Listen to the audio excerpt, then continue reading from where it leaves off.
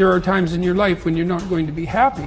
And then what are you going to do? Your goal is demolished. And there are going to be plenty of times in your life when you're not happy. There might be years. And so it's a shallow boat in a very rough ocean. Without a plan, you're gonna stay right where you are. It's time for you to make a move. Write the rules. Be your own director. Take the power. So what's your plan? How are you willing to change? What is it that you're going to do to make a difference? Make today different than it was yesterday? What actions are you willing to take?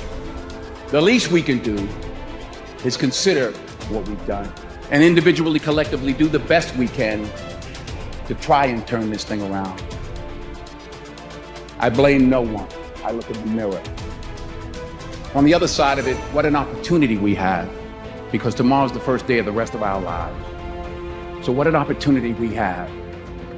For far too long, you've allowed the volume of your past misfortunes, your past setbacks, and your past failures to play way too loudly in your speaker of life. I need you to turn down your past failures and make room to turn up your future success. You have got to change the way you think. It is the whole determining factor of where you go in life.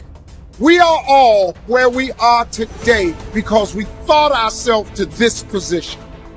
If you don't like the position, think yourself out of it. You know what passion is?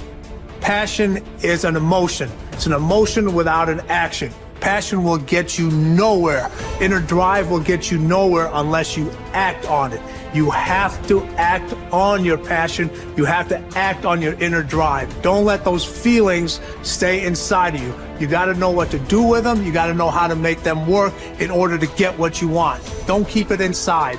And so embrace the fact that you're going to have to sacrifice and suffer to some extent. Once you've embraced that it's going to happen, it's almost not that bad. Push yourself, get it done, make it happen. Stop looking for external motivation and start building that fire inside of you.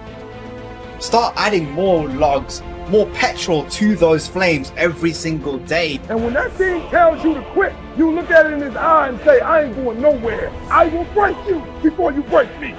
You will not defeat me. You will not destroy me. You owe it to yourself to feel the pride of knowing you made your life. You didn't get lucky. You worked for it. You sacrificed. When it was hard, you pushed harder. We try so hard in our lives to fit in. We try to fit into certain groups, certain frats, certain sororities, among certain friends. Yet the people we idolize most are the ones that stand out.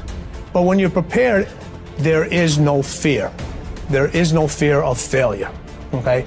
Because even if you've walked out of something and you feel like you failed at it, your preparation is so strong that you're gonna take that failure and turn it into the outcome you desire.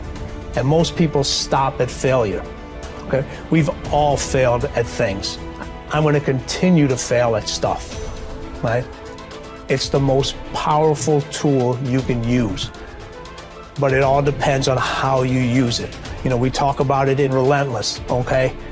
A scalpel, okay? In the hands of an individual, it can do unbelievable damage. In the hands of a professional, of a doctor, it saves lives. So it's the same thing with failure. It's how you use it. It's that drive inside of you, okay? It's what we talk about, the dark side. The dark side is filled with failure, but it's the fuel that burns you like something that's never burned inside you before. Fully mature people accept that their actions have consequences. A fully functioning adult knows that he or she can choose an action, but once the action is taken, both predictable and unpredictable consequences will follow. The true adult accepts that for every cause there will be an effect. For every action, there will be a reaction. You can choose the action before you act, but you cannot choose or control the consequence or reaction afterward.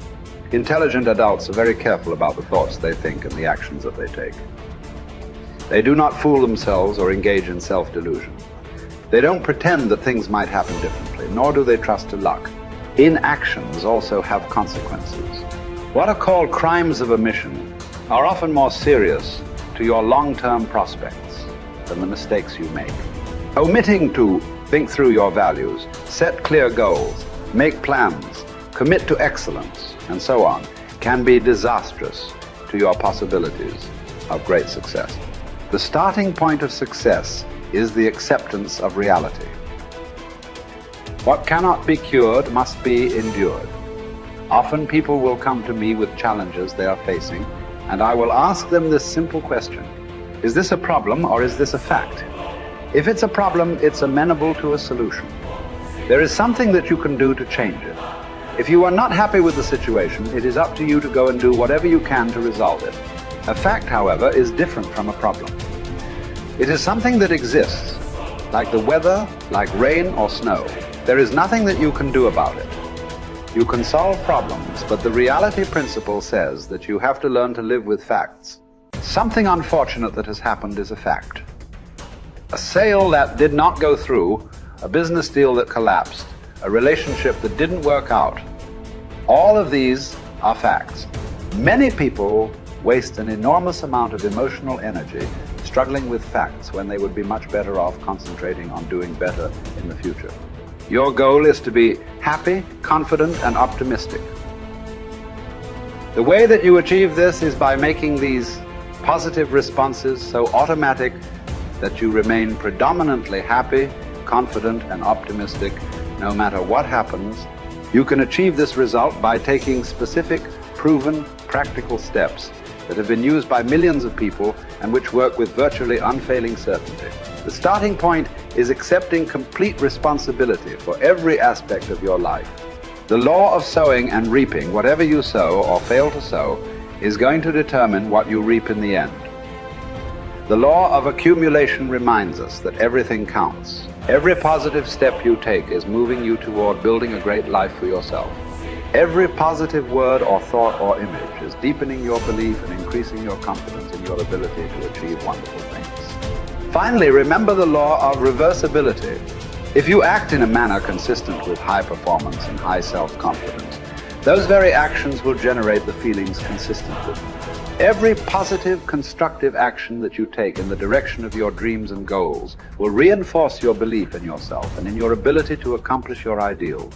The challenge for building good habits and breaking bad ones is often finding a way to pull the long-term consequences of your bad habits into the immediate moment. So you feel a little bit of pain right now and want to avoid it. And the long-term rewards of your good habits into the immediate moment so that you have a reason to repeat it again in the future. Each behavior casts a vote for the type of person that you want to become. And if you cast enough votes for that type of identity, you start to believe that about yourself, right? Like if you go to church for 20 years, you believe that you're religious. You study Spanish every Tuesday for 30 minutes, you believe that you are studious. So in that way, your habits provide evidence of your desired identity. And I think that that is probably the ultimate reason that habits are so important. It's true, like habits can help you earn more money or be more productive or lose weight.